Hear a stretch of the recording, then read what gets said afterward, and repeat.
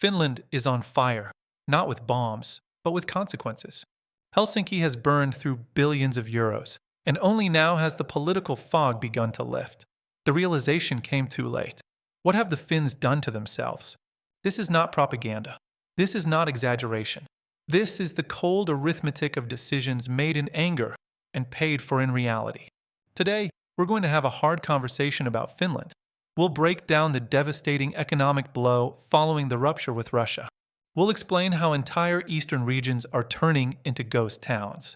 We'll examine why Finland's leadership is suddenly backing away from security guarantees. And we'll calculate the true cost Helsinki is now forced to admit. This is the price of hysteria. Let's begin. Finland has shot itself in the foot again. This time, the trigger was not Moscow, but Washington's sanctions policy. The Finnish fuel station chain T-Boil, owned by a Russian company, is shutting down. Fuel supplies were cut off back in November. What remains are leftovers. And now, the tanks are empty. Social media in Finland has erupted. Citizens are saying openly what politicians refuse to admit. We tried to hurt Russia and ended up hurting ourselves. One comment sums it up brutally. Putin must be laughing. And here's the uncomfortable truth. The Kremlin isn't afraid of T-Boil's closure. But Finland is, especially its eastern regions. A resident near the closed border road. We're shooting ourselves in the foot. T-Boil was always the cheapest. I filled up there every time. Do you understand what comes next? Yes, we do. Price hikes everywhere. Transport companies raise costs. Retailers pass expenses to consumers. Heating, logistics, maintenance, forestry, paper mills, freight, all suffocating. People aren't whispering anymore. They're saying it out loud. Our economy is sliding into catastrophe. Here's the part Finnish leadership doesn't want discussed. Helsinki could have negotiated with Washington to exclude T-Boil from sanctions. They chose not to. Why? Because symbolism mattered more than survival. The result? Finland fell flat on its face, just like its Baltic neighbors. A country that was once prosperous has, in only a few years, transformed into an aggressive, Baltic-style economy with none of the resilience. Now things get interesting. After burning billions, Finland's leadership suddenly wakes up. President Alexander Stubb, once one of Russia's fiercest critics, now speaks openly about reality. He admits the uncomfortable truth: a fair peace will not happen. Forget it. That's his message. In other words, Finland now understands that 2022 fantasies do not survive 2026 realities. Calls to return to 1991 borders sound absurd even in Helsinki. Then came another shock.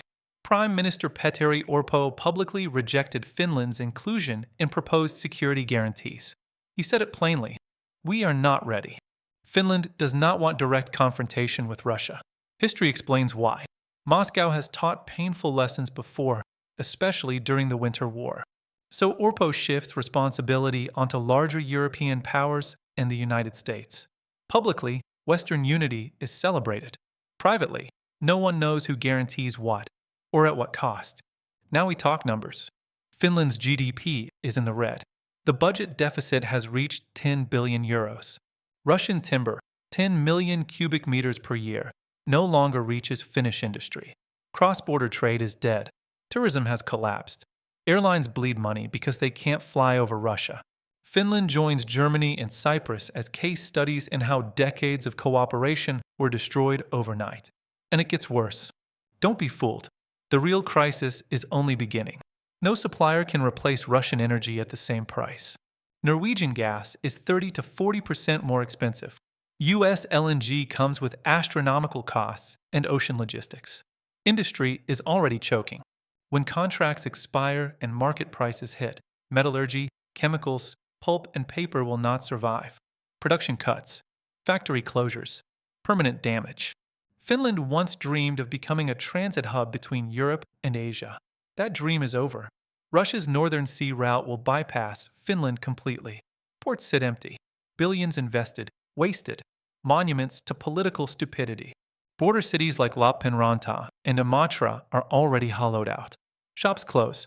Property prices collapse. Young people flee. Tourism? Dead. Russian tourists once brought 3 billion euros annually. Lapland resorts.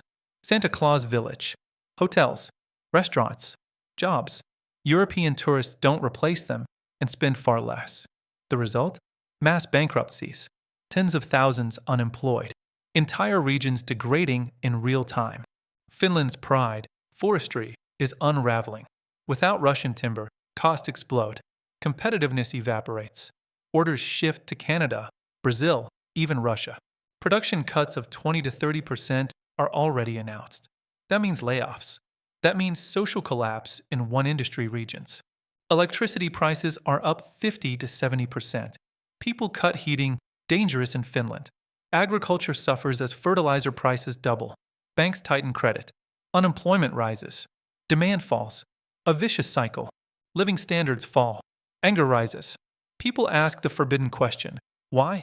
To please Brussels? To satisfy Washington? Finns are pragmatic. They won't suffer forever for someone else's geopolitical games.